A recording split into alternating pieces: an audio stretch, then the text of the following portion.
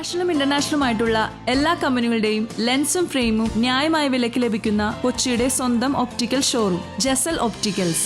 Jasal opticals, opposite TB hospital, Karivelippady, Kochi. കാരുണ്യ സംഘവേദിയുടെ ആഭിമുഖ്യത്തിൽ ഇഫ്താർ സംഗമം സംഘടിപ്പിച്ചു. കാരുണ്യ സംഘവേദിയുടെ നേതൃത്വത്തിൽ ഇഫ്താർ സംഗമം സംഘടിപ്പിച്ചു. Kochi press club president KB സലാം ഉദ്ഘാടനം നിർവഹിച്ചു. മറ്റേ നമ്മുടെ യോഗ അവരുടെ അങ്ങനെ കുറെ അധികം നോമ്പുകളുണ്ട്. ഞാനപ്പോൾ ഇന്ന് കരുതി ഇവിടെ തന്നെ വരാം, മറ്റേ വഴക്ക് പോണ്ട, ഇവിടെ വരാം എന്ന് കരുതി ഞാൻ നേരത്തെ തന്നെ വിളിച്ചോട് പറഞ്ഞ് എനിക്കിങ്ങനെ കാരുണ്യ സംഘടനയുടെ നോമ്പുകളുണ്ട്, ഞാൻ അവിടെ പോകും. അപ്പൊ ഞാന് ഇവിടെ ഈ ഉദ്ഘാടനമൊന്നും പ്രതീക്ഷിച്ചിട്ട് വന്നതല്ല. കാരണം ഞാൻ അങ്ങനെ ചിന്ത എനിക്ക് ഉണ്ടായിരുന്നില്ല. നോമ്പുകളിൽ പങ്കെടുക്കുക, ആ സ്നേഹം പങ്കെടുത്ത് പോവുക എന്നുള്ളതാണ്. നമുക്കറിയാം ഈ റംസാൻ അത് നമ്മുടെ കേരളം, പ്രത്യേകിച്ച് നമ്മുടെ കേരളത്തില് ഇതുപോലെയുള്ള സദസ്സുകൾ കാണണമെന്നുണ്ടെങ്കിൽ കേരളത്തിൽ തന്നെ പറയാം.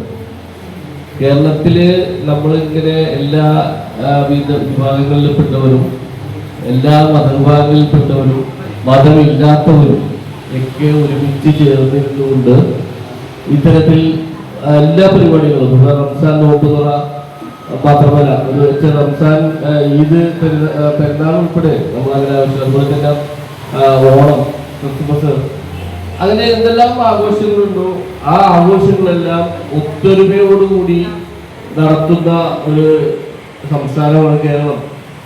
ആ കേരളത്തിൽ ജനിച്ചത് തന്നെ വലിയ ഭാഗ്യം. പ്രസിഡന്റ് PT ബോണിഫസ് അധ്യക്ഷത വഹിച്ചു. സെക്രട്ടറി PG ലോറൻസ്, താരിഖ് തുടങ്ങിയവർ സംസാരിച്ചു.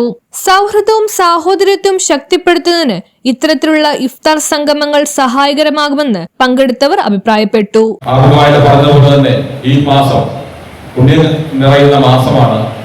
എല്ലാവരും അവരുടെ ജീവിതത്തിൽ നമ്മൾ 11 മാസവും നമ്മളിങ്ങനെ നമ്മുടെ ജീവിതത്തിന്റെ പല ഘട്ടങ്ങളിൽ ഇങ്ങനെ പലതും മറന്നുകൊണ്ട് വീഴ്ചകളും അതുപോലെ തന്നെ ഓട്ടങ്ങളും സംഭവിച്ചുകൊണ്ടുള്ള പ്രയാണമാണ്.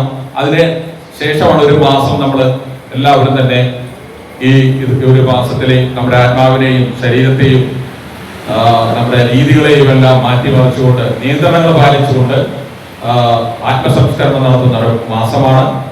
അത് നമ്മളെല്ലാവരും ഇതുപോലെയുള്ള ചടങ്ങുകൾ നടത്തി സ്നേഹ സംഗമമാക്കി നമ്മുടെ മതമൈത്രിയും അതുപോലെ തന്നെ നമ്മളുടെ ഈ ബഹുസ്വരതയും എല്ലാം ഊട്ടി ഉറപ്പിക്കുന്ന ഒരു അവസരമായി കൂടി ഇതിനെ കണ്ടുകൊണ്ടാണ് നമ്മൾ ഇത്തരത്തിലുള്ള ചടങ്ങുകൾ കാരുണ്യ സംഘവേദി നടത്തുന്നത്. തുടർന്നും ഇനിയും ഭാവിയിലും ഇത്തരത്തിലുള്ള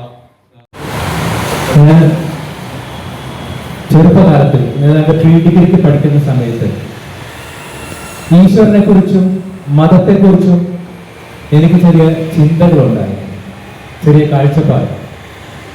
അതിൽ ഞാൻ ഈശ്വരനെ കാണാൻ ശ്രമിക്കുന്നത്, അതിനെ സങ്കല്പിക്കുന്നത് ഒരു മലമുകളിലുള്ള ഒരു ദീപത്തെയായിരുന്നു. ആ മലയിലേക്ക് കയറുന്നതിന് വേണ്ടിയുള്ള വ്യത്യസ്തങ്ങളായിട്ടുള്ള പല വഴികളുണ്ട്. അതാണ് മതം. എല്ലാവരുടെയും ലക്ഷ്യം ഒന്ന് തന്നെയാണ്. ഈ മല കയറി ഒരുപാട് ജീവിതത്തിലെ ബുദ്ധിമുട്ടുകളും കഷ്ടപ്പാടുകളും ത്യാഗോജ്വലമായിട്ടുള്ള ജീവിതം നടത്തിക്കൊണ്ട് മുന്നോട്ട് പോയി മുന്നോട്ടുള്ള പ്രയാണത്തിൽ എല്ലാ പ്രതിസന്ധികളെയും തരണം ചെയ്ത് മുകളിലെത്തി ആ പ്രകാശത്തിലേക്ക് അലിഞ്ഞു ചേരുന്ന ഒരവസ്ഥ, അതിനെയാണ് ഞാൻ ഈശ്വരൻ എന്ന് എൻ്റെ ചെറുപ്പകാലം മുതൽ കാണാൻ ശ്രമിച്ചിട്ടുള്ളത്. News bureau, Kochi.